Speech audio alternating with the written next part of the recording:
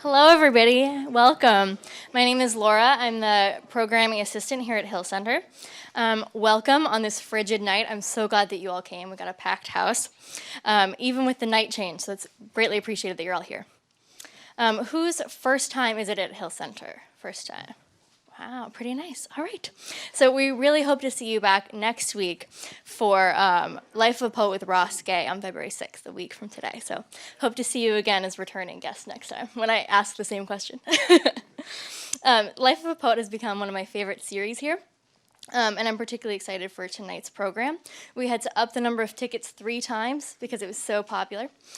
And I want to thank the co-sponsors, Washington Post, Library of Congress, and Capitol Hill Community Foundation for making this possible. Some reminders, could you please silence your cell phones? And we will be having East City Books selling Ada's books after the program, and she'll be signing them as well. So I'm going to introduce Rob Casper, head of Poetry and Literature at the Library of Congress.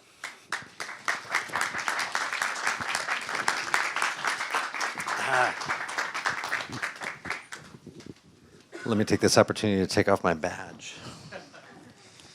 Hello, everybody. What a crowd. I'm amazed. I thought, the bad weather would keep everyone away. But you made it out. I promise you'll have fun tonight. Thanks, Laura, wherever you went, for welcoming us.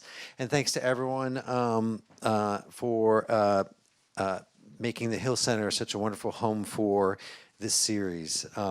Thanks as well to the Washington Post for their support, and to dear Ron Charles for refusing to let shutdowns or snowstorms stop him from championing poetry. We have one event that the second Life of a Poet I was not officially here at because it was the last shutdown. Yeah, that's why we have no tape of it. Before I go any further, let me tell you a little bit about the Library of Congress and the Poetry and Literature Center.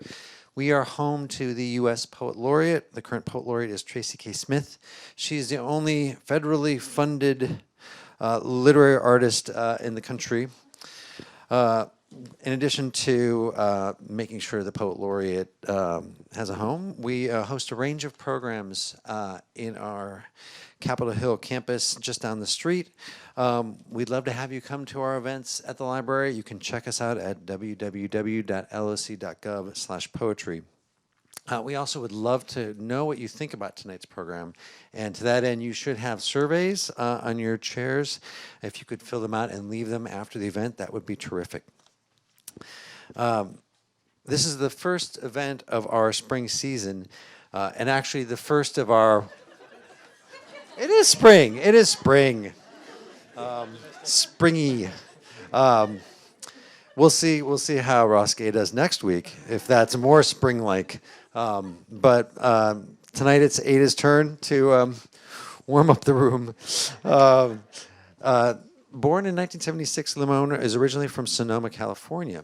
She received an MFA from New York University. Former Poet Laureate Phil Levine was her first teacher there. Her first collection of poetry, it was a lucky record for, yeah. It was the winner of the Autumn House Poetry Prize. Her second, This Big Fake World, received the Pearl Poetry Prize. She has published 3 subsequent books of poetry with Milkweed Editions, including Sharks in the Rivers and Bright Dead Things, which was a finalist for the Kingsley Tufts Prize, National Book Award, and National Book Critics Circle Award. A former fellow at the Provincetown Fine Arts Work Center, Limón has received a grant from the New York Foundation for the Arts and received the Chicago Literary Award for Poetry. She serves in the faculty of Queen's University of Charlotte Low Residency MFA program and the online summer programs for the Provincetown Fine Arts Work Center. She also works as a freelance writer in Lexington, Kentucky, which is currently colder than even here. Limón's 5th poetry collection, The Carrying, was named one of the top 5 poetry books of 2018 by none other than the Washington Post. As Elizabeth Lund writes, quote, "A desire for connection runs throughout the work, as does the constant tension created by the gap between how life could be and how it really is. Evocative dreams and pivotal memories help make this collection a powerful example of how to carry the things that define us without being broken by them. It's no wonder the carrying garnered Limón her second National Book Critics Circle Award nomination, as well as a nomination from the Penn Gene Stein Book Award, a $75,000 prize which recognizes a book-length work of any genre, not just poetry, for its originality, merit, and impact that has broken new ground by reshaping the boundaries of its form and signaling strong potential for lasting influence. That is a mouthful.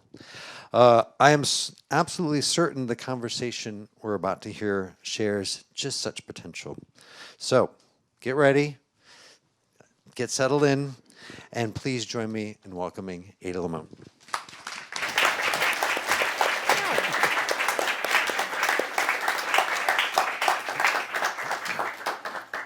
There are so many people who've come before us. We want to try and be terrific, even for an hour. In one of your poems you write, "Should we make fire out of everyday things?" That is exactly what you do. Thank you. I've had the greatest time the last few days reading all of her poems. And now I'm going to talk about some major themes with her and ask her to read as we talk, all right? So settle in. I know it's hard to concentrate to so many great poems flowing over you, but we will do our best. And we'll take a little break in between. You studied theater in college, right? I did, yeah. My undergraduate degree is in theater. I think it shows in your verse. Oh, yeah. You said once, "I love poetry for numerous reasons, but one very essential reason is that poetry is the only creative writing art form that builds breath into it." Yeah. That's something an actor would know and notice. Yeah. What do you mean about that? Well, I think about it with, it actually has a place to breathe with a stanza break, right? And even a smaller breath with a line break. And the fact that it actually allows for a place for the reader to breathe. And in that empty space, we actually bring ourselves to the page so that the writer is not the only person experiencing the poem, but the reader is part of that journey. And the breath exchange is part of that. That's very intimate for you as an artist to try and anticipate your readers' breathing, not just their consciousness. Yeah. The biographical fallacy was one of those things I studied in college. We were told never to assume that the writer of the poem was the speaker of the poem. This is one of those new critical ideas that now seems very out of date. A few years ago, you said, you confessed, "Most of my poems are autobiographical." Why does that feel like something that has to be confessed? Well, I think that we come from a place where we have to protect ourselves to a certain extent, right? So it's sometimes safer for a poet or an artist to say the speaker. Yes. Because It then we sounds can silly. say, well, the speaker was having issues with this and that, you know? And then later on you're like, okay, it was me. I mean, Milton on blindness or Wordsworth, in the field. Right. There was no doubt that's who they were talking about. Right, I know. But there's a certain amount of, I think, protection that it allows us. I think it really came out of the workshop mode, so that when we're talking about a poem and giving help to the poem, we're not necessarily saying, you need to fix your life here, right? But we can say, like, maybe the speaker should look at another way of entering this, That's very interesting. So you think the whole workshop industry has shifted the speaker came out of that, I think. this critical attitude? Because you write about some very personal, difficult things. That the speaker goes through, yeah. For instance, infertility and infertility treatments. And it's a very intimate, private thing, and you write about it with great honesty and candor, and it's very moving. Is that hard to talk about publicly? No, luckily. I mean, it was, and I think that I wrote the book, and then I was able to release a lot of it. Right. And then when the book came out, and I finally came to terms with everything, I think that I became very comfortable with it. But in the beginning, yeah. In the beginning, I was writing the poems without thinking of an audience, actually thinking that I was maybe writing them maybe just for my husband or just for a few friends, but I wasn't actually thinking of a book. I wasn't even publishing them at the time because I needed to protect myself a little bit. I can imagine. But I also didn't know how to experience something like infertility and not write about it. It actually seemed very strange to me to not have an outlet. Because it is such a sensitive thing, and sometimes people won't even share it because they don't want people to know they're going through treatments. Right. Because then you don't want people to get excited, right? Exactly. Like, oh, you had a treatment. That means that, and you're sitting there like, it means nothing. Yeah. It might not mean anything. Yours was not a fertility story that ended in motherhood, Correct. which is not a story we hear much of. No. Usually you hear very painful stories, but they always end in a child. Yeah, which I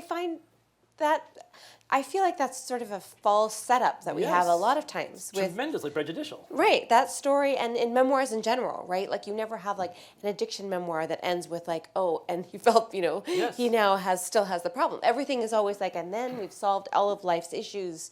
A child has come. Yes. These things, and I think that was why I felt like it was important to do, Definitely. because it felt like I wanted to push against that falsehood. And many people experience what you've gone through. Many. I mean, so much so In that I was silence. surprised. Yes. Because people come up to me, dear friends, who never talked about it with me. I just didn't know. What about the poems which deal with other people's intimate experiences? Your husband's, your mother's, your stepmother. That involves other emotional complications, like permission? I ask permission. You do? I do. I think you should. I mean, I think that it's kind of hubris to assume that just because I am the artist, I'm the only person who gets to speak. Yes. And so I wrote the poems first, and then I asked. Because I think if they had said no, they they needed to see the poem, right? So I needed to be able to send the poem and say, is this okay with you? And my mother was okay with both of those poems, but for a long time I wouldn't write about her experience because it wasn't my story. Right. And so I wrote the It's poem, not and just then your story. right, and so then I wrote the poem and sent them to her, and I didn't hear back for like a half an hour, which is not like my mother. I thought you were going to say like half a year. No. Half an Like hour? my mother, like if my mother gets an email from me, she responds. So I was worried. I think texting her, did you get, and my stepdad texted me. I thought, oh, this is bad. But he said, no, your mom, she's crying. Oh.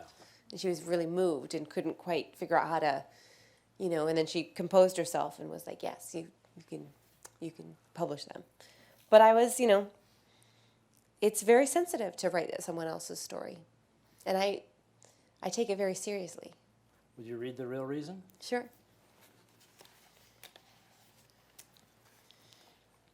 I should say that the reason it's called The Real Reason is because in Bright Dead Things, there's a poem that is about why I don't have tattoos. And in the Carrying, this new book, I was trying to allow myself to maybe get deeper into certain situations, and I realized that this was actually the real reason. The real reason. I don't have any tattoos. It's not my story to tell. It's my mother's. Once, walking down Bedford Avenue in my 20s, I called her as I did, as I do. I told her how I wanted a tattoo on the back of my neck, something minor but permanent. And she is an artist. I wanted her to create the design, a symbol, a fish I dream of every night, an underwater talisman, a mother's gift on my body. To be clear, I thought she'd be honored. But do we ever really know each other fully? A silence like a hospital room. She was in tears. I swore then that I wouldn't get one. Wouldn't let a needle touch my neck, my arm, my torso. I'd stay me, my skin, the skin she welcomed me into the world with. It wasn't until later that I knew it wasn't so much the tattoo, but the marking, the idea of scars. What you don't know, and this is why this is not my story, is that my mother is scarred from burns over a great deal of her body. Most from an explosion that took her first child she was carrying in her belly. Others from the skin grafts where they took skin to cover what needed it. She was in her late 20s when that happened, outside her studio in the center of town. You have to understand, my mother is beautiful, tall, elegant, thin, and strong. I have not known her any other way. Her skin that I mapped with my young fingers, its strange hardness in places, its patterns like quilts here, riverbeds there. She's wondrous, preternatural, survived fire, the ending of an unborn child, heat and flame and death, all made her into something seemingly magical, a phoenixess. What I know now is she wanted something else from me. For me to wake each morning and recognize my own flesh. For this one thing she made, me, to remain how she intended. For one of us to make it out unscathed.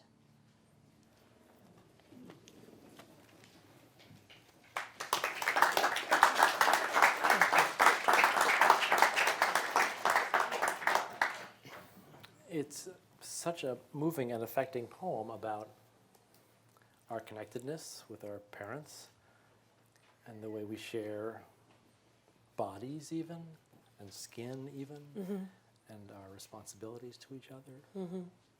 So lovely. Thank you. Thank you. You write a lot about being a woman in sharp, often funny, rousing ways. You've got a poem called Wonder Woman, which is not what you expect from the title. And also it involves another very intimate physical condition. I won't say any more, but you feel free to. Yeah. This poem, I should say, deals with, I have pretty severe scoliosis, and I also have suffered from vertigo for about 3 years that comes on and off. And so this poem deals with that a little bit. Also takes place in New Orleans. Wonder Woman. Standing at the swell of the muddy Mississippi after the urgent care doctor had just said, well, sometimes shit happens. I fell fast and hard for New Orleans all over again. Pain pills swirled in the purse along with a spell for later. It's taken a while for me to admit I am in a raging battle with my body. A spinal column 35 degrees bent, vertigo that comes and goes like a DC Comics villain nobody can kill. Invisible pain is both a blessing and a curse. You always look so happy, said a stranger once as I shifted to my good side, grinning. But that day, alone on the riverbank, brass blaring from the steamboat Natchez, out of the corner of my eye, I saw a girl, maybe half my age, dressed for no apparent reason as a Wonder Woman. She strutted by in all her strength and glory, invincible, eternal, and when I stood to clap, because who wouldn't have? She bowed and posed like she knew I needed a myth. A woman by a river, indestructible.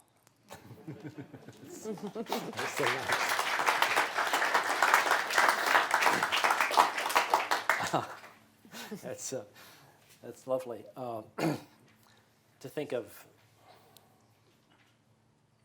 this little girl inspiring you to overcome a pain that nobody else can see, that you don't even give any indication of. You're not giving any indication of it now. Yeah. It's, Try not to. yeah. You have another poem called How to Triumph Like a Girl, which is related in a way, but you're inspired by something very different.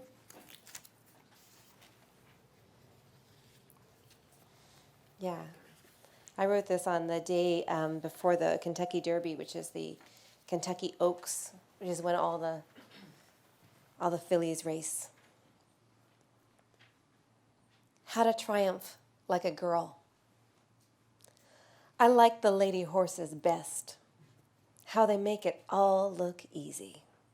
Like running 40 miles per hour is as fun as taking a nap or grass. I like their lady horse swagger after winning. Ears up, girls, ears up. But mainly, let's be honest, I like that they're ladies. As if this big, dangerous animal is also a part of me. That somewhere inside the delicate skin of my body, there pumps an 8-pound female horse heart. Giant with power, heavy with blood. Don't you want to believe it? Don't you want to lift my shirt and see the huge, beating genius machine that thinks, no, it knows, it's going to come in first? It's like a feminist anthem. It's wonderful. Thank you. It's wonderful. It's so surprisingly eroticized and thrilling and tough. Thank you. It's really, really surprising. But you're just full of surprises. I mean, this poem about carrots. I remember the carrots is where the title of the poem, the title of the collection comes from. Yeah, someone wrote me afterwards, and they were like, "So bright dead things are carrots?" And I was like, "Well, not really," but that is where the inspiration came from, which I thought was funny. I was like, "No," but I remember the carrots. I haven't given up on trying to live a good life, a really good one, even. Sitting in the kitchen in Kentucky, imagining how agreeable I'll be, the advance of fulfillment and of desire. All these needs met, then unmet again. When I was a kid, I was excited about carrots, their spidery neon tops in the garden's plot. And so I ripped them all out. I broke the new roots and carried them like a prize to my father, who scolded me rightly for killing his whole crop. I loved them, my own bright dead things. I'm 35 and remember all that I've done wrong. Yesterday, I was nice, but in truth, I resented the contentment of the field. Why must we practice this surrender? What I mean is, there are days I still want to kill the carrots because I can.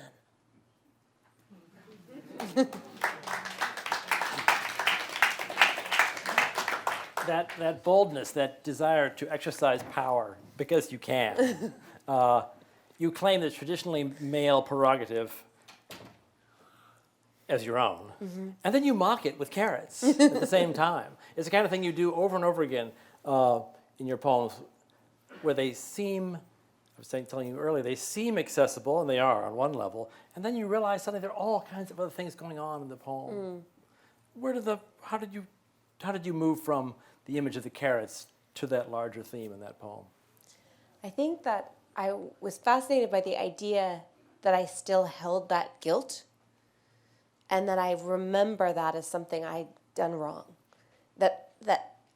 And that's a minor thing, right? I have many things that I've done wrong. Your dad wasn't that angry. Right, although he does claim that he's going to write a companion poem called Carrot Crop Lost. Which he may. I don't know. But no, and I think that first idea of like the things that how it's so impossible to be happy, to be contented, and that trying to find sort of equanimity and peace and live in a place where you aren't always desirous or fearful, or rageful or self-pitying, what does that mean? And for some reason, the carrots and that idea of that, I had been holding on to this. And I think the reason I was holding on to it was because I still sometimes feel the need for destruction. Of course. It's right? never like resolved. we all do. Exactly. Right. Right. And so. And we're all nice people. Right. But still. And of course, I mean, like any poem, I don't think I knew where the poem was going until it went there. Right. Yeah. I love that. Your paternal grandfather was from Mexico. you really complicate the discussion of diversity in really interesting, brave ways. In one poem, you begin, "Everyone is busted a little." And in an interview, you once said, "It seems that in an attempt to encourage diversity and to celebrate differences, there is still an overwhelming need for categorization." In the same thing, you write, "Maybe you don't ever say it for yourself. Maybe you move your mouth like everyone moves their mouth. Maybe your mouth is the same mouth as everyone's, all trying to say the same thing." That's a very provocative claim to make in a world where we are very skeptical of universal truths, universal experiences, universal values. I wonder if you'd read a poem, a prose poem. First time we've ever read a prose poem because I hate them. Yeah, fascinating, fascinating. I'm learning about you.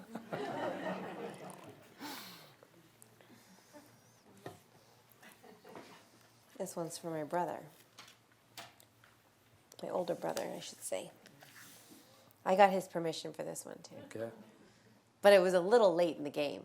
I was like, this book's coming out. That's not permission. That's forgiveness. Yeah, it was forgiveness. But I would have pulled it if he had an issue with it. Okay. Prickly pear and fisticuffs. My older brother says he doesn't consider himself Latino anymore, and I understand what he means. But I stare at the weird fruit in my hand, and I wonder what it is to lose a spiny layer. He's explaining how white and lower middle class we grew up, and how we don't know anything about any culture except maybe Northern California culture, which means we get stoned more often and frown on superstores. I want to do whatever he says. I want to be something entirely without words. I want to be without tongue or temper. 2 days ago in Tennessee, someone said, "Stop it, Ada's Mexican." And I didn't know what they were talking about until one of them said, "At least I didn't say wetback." And everyone laughed. Honestly, another drink and I could have hit someone. Started the night's final fight. And I don't care what he says. My brother would have gone down swinging and fought off every redneck whitey in the room. Yeah, that gets right to it. Right to it. The way that poem moves and the tension that is never resolved. Yeah. Yeah. You've talked about the tension between tokenism and inclusion. One is condescending, one is desirable. Yeah. And they look alike sometimes. Yeah. They feel very different. Yes. You say, there are times where I feel like I've been invited somewhere or that I'm being asked to speak because I'm Latino background or because I'm a Latina poet. And a lot of times, I'm with Latino poet brothers and sisters and I feel like the whitest girl in the room. So there's this interesting struggle of what world I fit into. I think I'm done feeling guilty on either side now. I think it's actually this in-between space that intrigues me the most. You've got a really witty, daring poem called "The Contract Says, We'd like the conversation to be bilingual." And you might have to set this up a little bit, but this, I imagine, is the kind of thing one gets from a book festival or a poetry festival. Yeah. And you notice this one line in the contract. Yeah. Which was interesting because clearly it meant they knew nothing of my work or my background because I'm not fluent in Spanish. I can understand a lot of it, but it just, they kind of threw it in there like, oh, yeah. And then we'll have the conversation. So it was a conversation like this. Yes. That they wanted it to be entirely bilingual. You could not do that. Right. What do you say? I mean, I just wrote back and, Send them this poem. yeah, basically wrote this poem. Okay. And I will say, that it's also a poem for my father. The contract says, we'd like the conversation to be bilingual. When you come, bring your brownness so we can be sure to please the funders. Will you check this box? We're applying for a grant. Do you have any poems that speak to troubled teens? Bilingual is best. Would you like to come to dinner with the patrons and sip Patron? Will you tell us the stories that make us uncomfortable, but not complicit. Don't read us the one where you are just like us, born to a greenhouse, a garden. Don't tell us how you picked tomatoes and ate them in the dirt, watching vultures pick apart another bird's bones in the road. Tell us the one about your father, stealing hubcaps, after a colleague said that's what his kind did. Tell us how he came to the meeting wearing a poncho and tried to sell the man his hubcaps back. Don't mention your father was a teacher, spoke English, loved making beer, loved baseball. Tell us again about the poncho, the hubcaps, how he stole them, how he did the thing he was trying to prove he didn't do.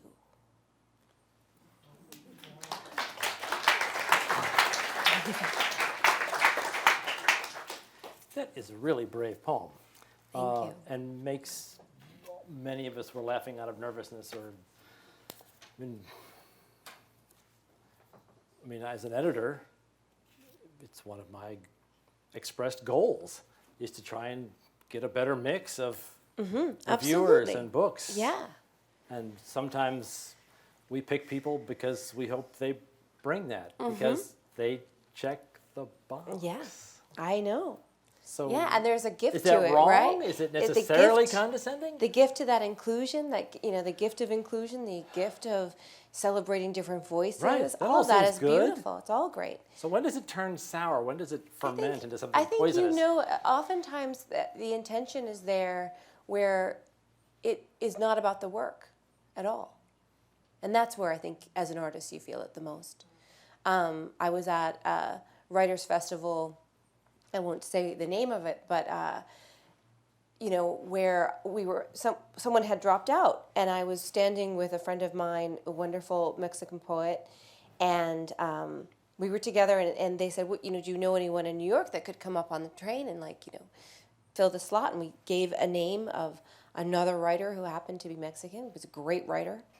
And she pointed at us and said, well, no, we already have 2 Latino poets. And that's when in that instant, right, Yeah, why you're there. yeah, that is. It wasn't about my work. That makes me cringe. Yeah. So I think that there is, it's actually, you can feel it more than you know. But at the same time, I don't think that this is pushing against inclusion or, Right. I think when it's about the work and it's authentically about the work, then it's great. It should be celebrated and it should be where we're moving towards. But I think that the danger of also being performative as now we will have these voices represented and you are here to represent this voice, right? And Yes. then in that instant, oh wait, no, I'm not here to represent my own poems or who I am as a complicated person who is both Mexican, both white, all of these things, and I'm not allowed to be that person. And when that's taken away from me, then part of my humanity is taken away. Yes, it's a quota. Right. And so the complexity and all that makes me human is what I want to be celebrated for or recognized for, not something that happens to be because I have an accent over my O. Now that doesn't mean that I want also to be given the opportunity, if I can, to celebrate writers, especially Latinx writers. Yes. That's a goal in my life. Yes. But I think that I want to make sure that I'm not just going through a folder and being like, oh, these people have this name, right? Right. It has to be about the work. First and foremost, always has to be about the work. And when you feel that, you feel the inclusion. Right. And we don't feel that, it feels like tokenism. Perfect. Yeah. I think the only way to get at that is through irony, Yeah, through wit. right. And I think the thing about that poem is that is a true story. My dad was a teacher for a long time, and he, at this point, was a school administrator. And someone said that he wouldn't park his car over in a certain community because all the Mexicans there would steal his hubcaps. And my father went out into the parking lot and stole the man's hubcap. And the next faculty meeting wasn't for another week. And my dad came in with a poncho and a sombrero. Wow. And he had his hubcaps lined inside poncho and was like, hey, you guys want some hubcaps? And he played this role for this guy. That's great. And made this real point to him, and really destroyed him, Yes. but with this humor. I mean, it was Yes. just, and so when my father retired from that particular school district, they gave him an engraved hubcap. That's a true story. That's great. That's great. I gotta meet this guy. It's And I pretty want to read amazing. I want to read his carrot poem too. I want you all to stand up, turn around, and sit back down. This is our break? Yep. All right. It's not an intermission. You're not leaving the room. You're not even leaving your chair. You're just standing up. You all must stand up.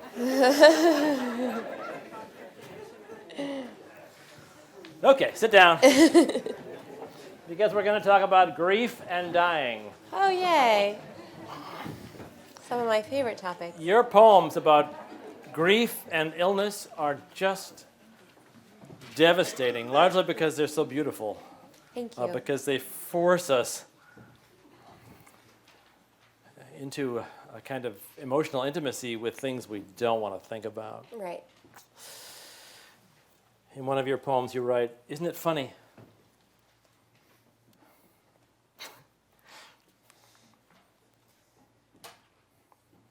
Isn't it funny how the cold numbs everything but grief? If we could light up the room with pain, we'd be such a glorious fire." In another poem, reflecting on the impending loss of your stepmother, I believe, you write, "This is not a unique story. What we have in our hands is an unsolvable thing. It's the passage that perplexes us, this full weight that must take us down."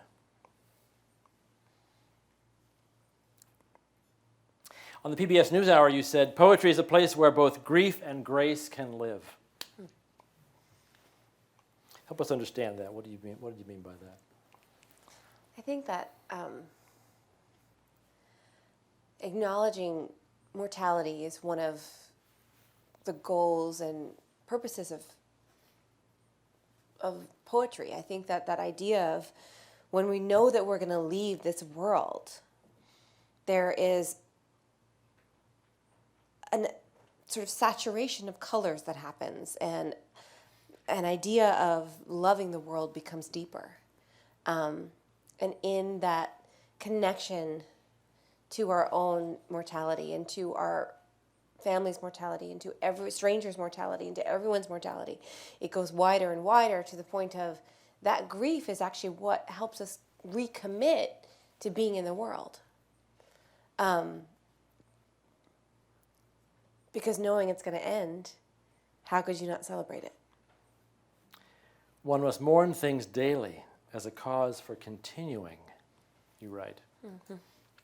You're not a religious person. Mm-mm. You've got all the right material. You approach that tension in very striking, haunting ways. I wonder if you'd read section 11 of a poem called 13 Feral Cats. Oh, wow. Been a while. It's a beautiful cycle. Thank you.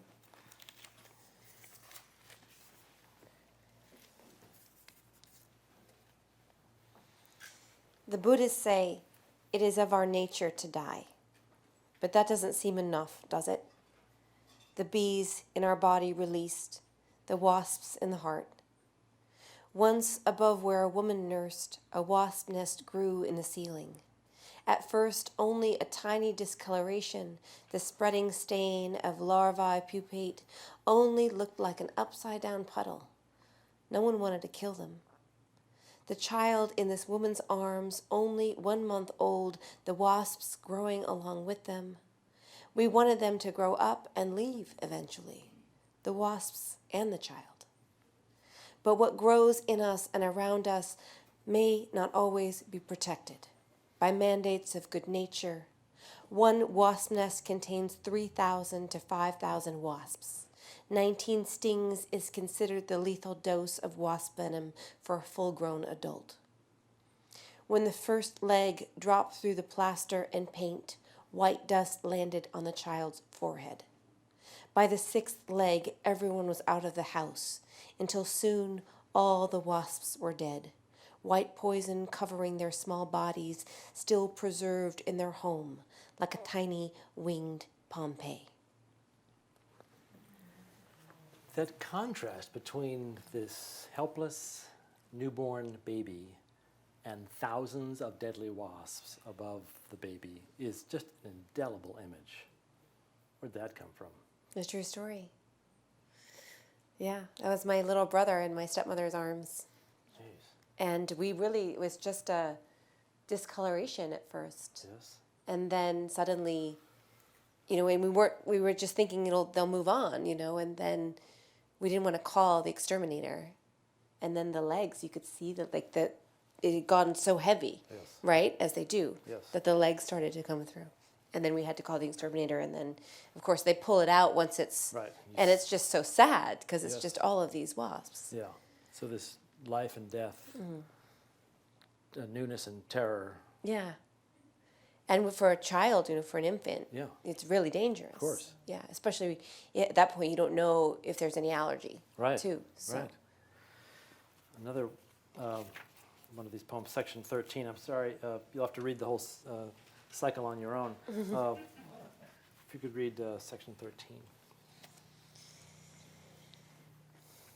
This morning, when I opened the screen door, the cats were standing on a wooden ladder next to the house, one for each rung. At first glance, they were after nothing, scrambling for oblivion, until I saw the bee, lazing its circles above them near the roof.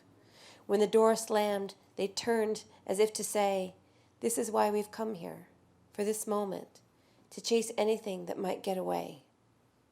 As if we were put here to remember our own ending, to wander out into the streets, their own brutal oblivion, to stare at the tree's dark bark, to know that in order to go on, we must accept the cage we are given, that someday we will be released into the unimaginable.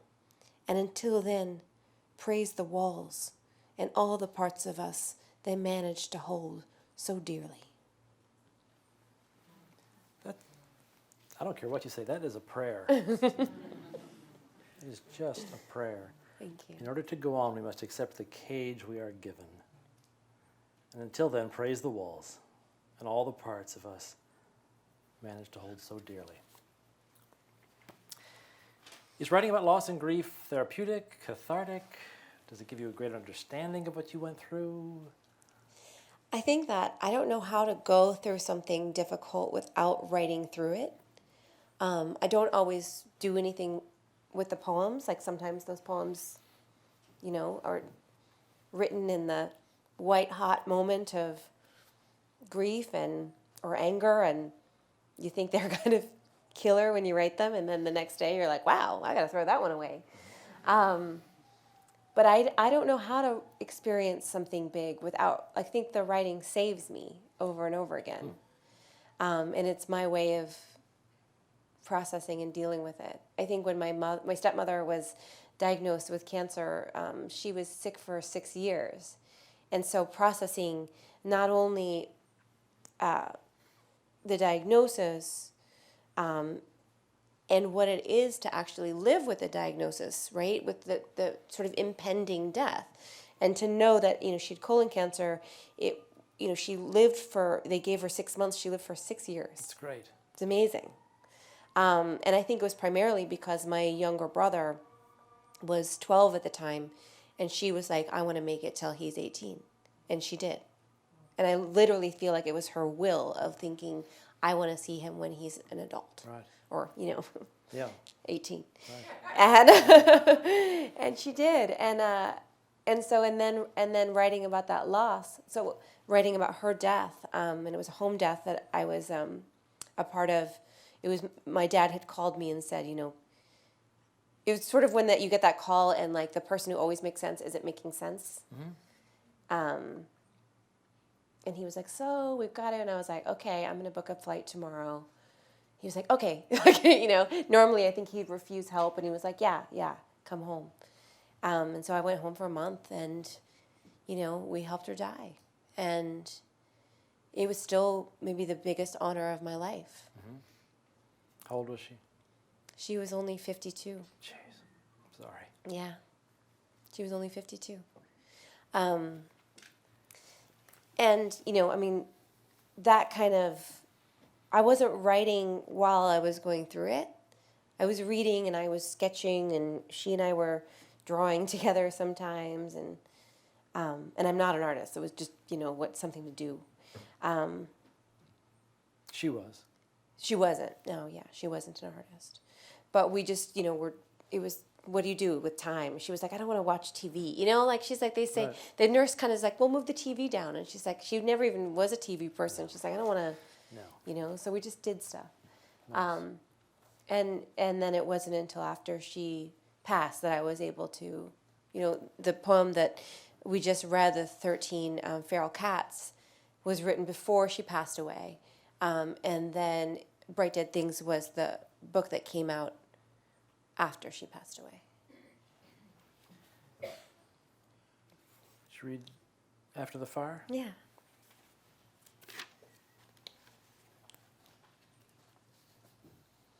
This was, I'm originally from Sonoma, California, and, you know, they had those devastating fires.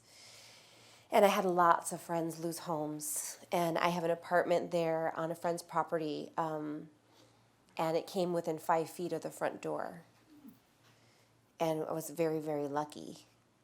But also, you know, there were a lot of people that were really hurt, and a lot of people, you know, whose lives had changed, you know. And so this is a poem about that. After the fire. You ever think you could cry so hard that there'd be nothing left in you?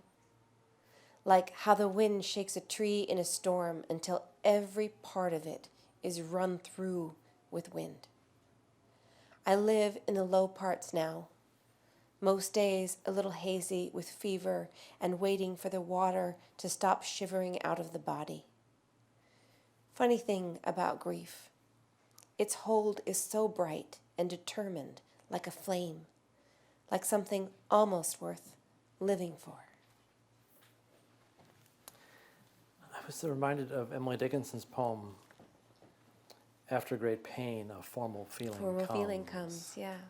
Same, the after pain, the stunning penumbra of that tragedy Right. that you live in. And what that does, and how sometimes just feeling that grief, whether it's the loss of a loved one or heartbreak, is actually the thing that you feel beholden to. Yes. Yeah. You know, that's the thing that you have to honor. Yes. Like that your life becomes about, I have to carry this grief and hold on to it and honor it and describe it, and I will live for this grief. Yes. I understand that. Yeah. You push back against grief in really beautiful ways. Even without religion, there is a kind of faith in your poems. A poem like The Crossing. Can you read The Crossing? Yeah. It seems like a very difficult poem to read aloud. But it's very... We'll see. Yeah. We'll see what happens. If you can't, it's okay. I totally understand. This poem was written for my stepmom, and you know, when someone, and I'm sure you've experienced this, but when someone you love passes away, and especially if it's terminal cancer, and so that you have time, or terminal illness, so you have time to talk about things, that discussion about, you know, what happens next, you know, and we weren't religious people. I was raised an atheist, spiritual, but I don't believe in organized religion. And so there's certain rules and things that open up for us because we don't have this idea of what comes next. So we talked about this. The Crossing for Cynthia. We drive up to Smoky Point, and the Snoqualmie River is muddy. The fish have been crossing for days. All night the news of coho crossings, sightings of those swimming, beaming finners.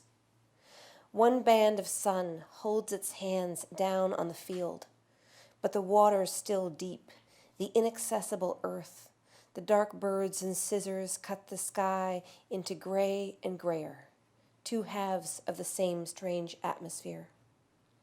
The trees stand up straight for now, and the old barbecue is gone, but a whole cement village has bricked the land over in its place. Every neon sign says stop. Every market sells a season. Poor black-capped chickadee trapped in its rafters. The medication has made your face different. Your skin's not the same you lived in.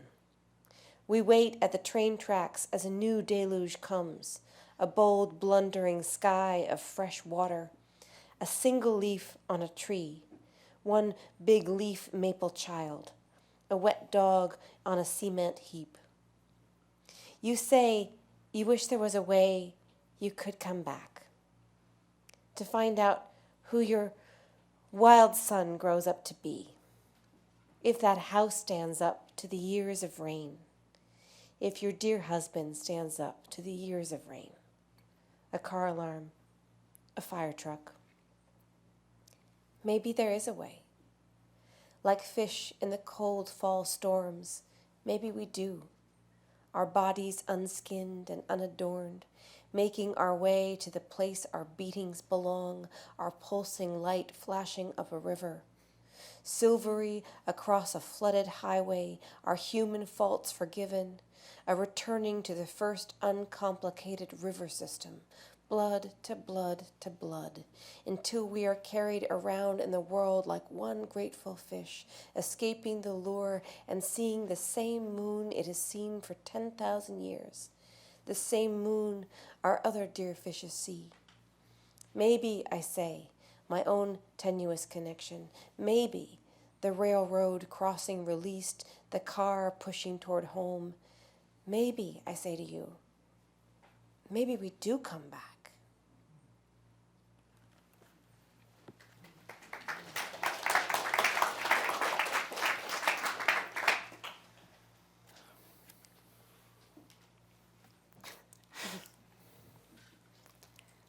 I feel like that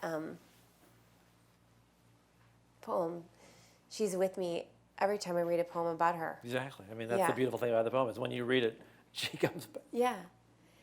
And I've always thought, I read this somewhere and I don't know who said it, and it's true though, which is that like writing is a great way of performing resurrection. And I feel like that when I talk about the honoring of grief and like the actually living for grief, that is part of it, Right. is that I feel like it is my job. It's one of the oldest poet's jobs. Mm-hmm. The elegy. In memoriam. Mm-hmm. Yeah, it does. The elegy, which is, of course, the greatest love poem. Yeah. Was she able to read that poem, or she passed? She was. That's great. She was able to read it, yeah. In fact, I was asking her, I said, if you're uncomfortable at you, because the book is dedicated for Cynthia, and I said, I can say for C if you want to just have your, and she looked at me and she was in the bed she was going to die in, and she said, I was literally doing the edits in this book with her on her deathbed.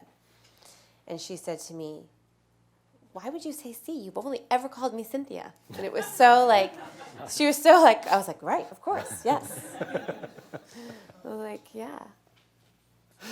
That's nice.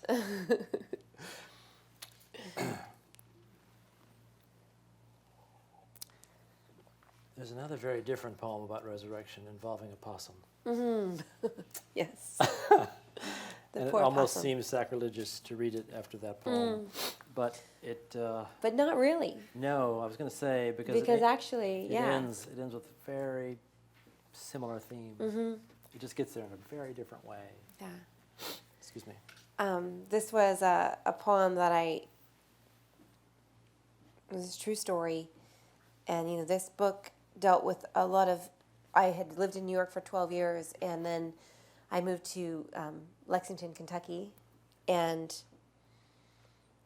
we had just moved into our new apartment together, our first apartment together, and we lived out in the country. in a sort of cool old house. It was an old tobacco way station. In the country of resurrection. I should also say we moved. Cynthia died in 2010, February of 2010. Sharks in the Rivers that I just read from came out in October or September of 2010. So it was right after her death. I moved to Lexington. I fell in love May of 2010 and moved to Lexington.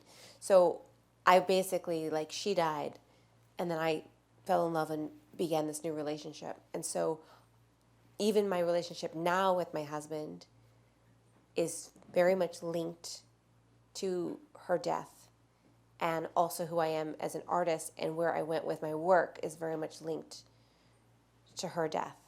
And so even though this poem deals with it in a way that it's not her death, I should say that she's in all of these poems. In the country of resurrection. Last night we killed a possum out of mercy in the middle of the road. It was dying, its face was bloody, the back legs were shattered. The mistake I made was getting out of the car. You told me not to, but I wanted to be sure, needed to know for sure that it could not be saved. Someone else had hit it. The sound it was making. The sound folded me back into the airless car. Do it. Do it fast. I lowered my head until the thud was done. You killed it quiet. We drove home under the sickle moon, laundry gone cold and dry on the line. But that was last night. This morning, the sun is coming alive in the kitchen. You've gone to get us gas station coffee, and there is so much life all over the place. There is so much life all over the place. That's so reassuring and so damn offensive when someone you love has died. Yeah. Because... How can that be alive? Right. And how can the sun come up? Yes. Like, how dare you? Exactly. Right? Yes. How dare you rise again? Like, if she doesn't get to rise, how dare you rise? Yeah. And I think that that level of, like, also needing the light, right? And wanting to celebrate it. And then also always being surprised at still being here, that life is continuing. Yes. Yeah. Yeah. That it seems so bizarre that you just go on. Right. And everyone's like, oh, yeah, they'll get your coffee, and you're just kind of left there like, wait, what? It is the strangest thing. It's the strangest thing. And yet, everyone goes It through it. happens all the time. It happens all the time.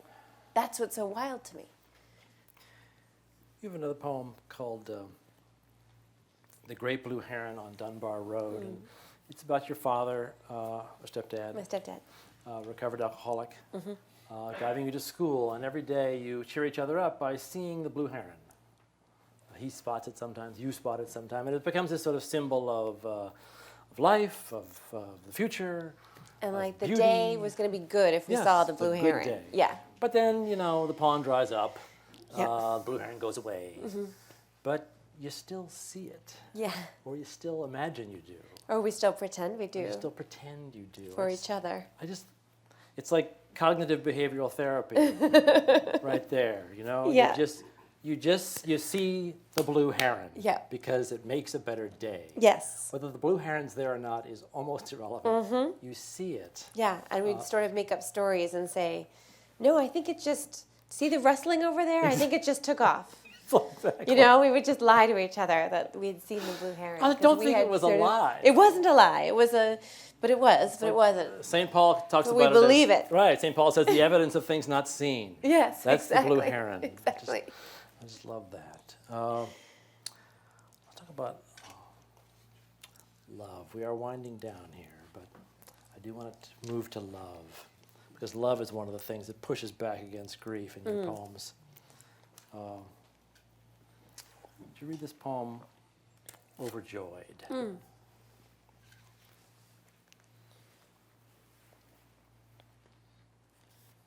Yeah.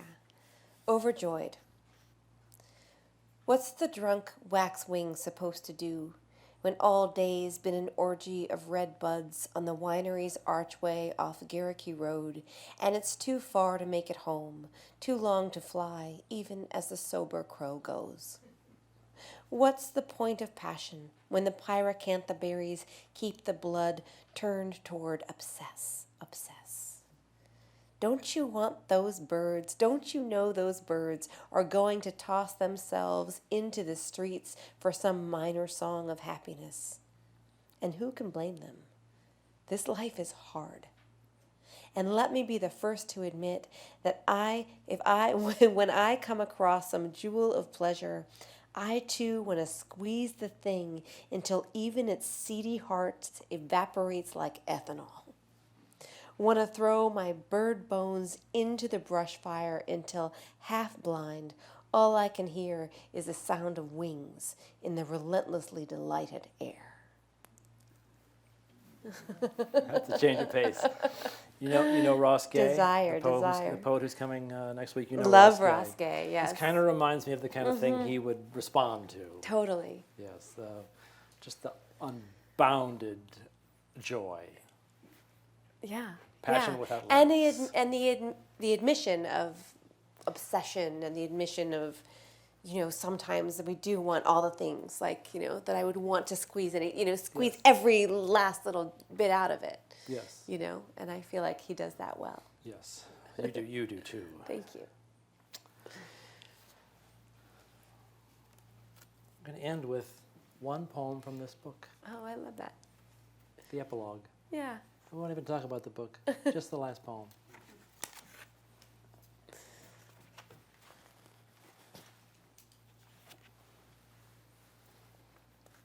Epilogue, this big fake world. The object is to not simply exist in this world of radio clocks and moon pies, where holidays and lunch breaks bring the only relief from the machine that is our own mind humming inside of its shell. Shouldn't we make a fire out of everyday things? Build something out of too many nails and not wonder if we are right to build without permission from the other dull furniture? Out of this small plot we are given, small plot of cement and electrified wires, small plot of razors and outlandish liquor names, let's make a nest, each of us, of our own pieces of glass and weeds and names we have found. Somewhere along the banks of this liquid world, let us all hold close to the lost and the unclear, and in our own odd little way, find some refuge here. That is your benediction. Thank you. Thank you. That was wonderful.